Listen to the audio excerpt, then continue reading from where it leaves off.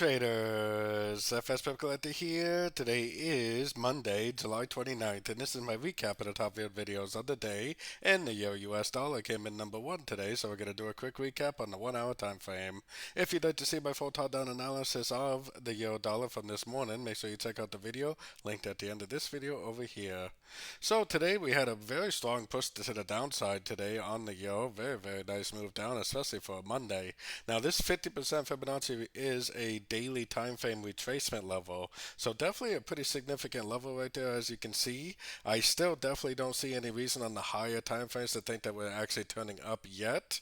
If it does go up and break structure, that will definitely turn me into a buyer, but until then I am definitely still looking for more three-way pullback entries to go short, at least until my higher time frames tell me otherwise.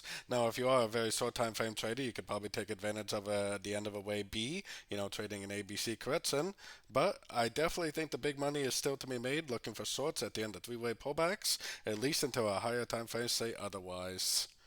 So don't forget to join my free Discord channel, which is linked over here in the corner, and as always, thank you and happy trading.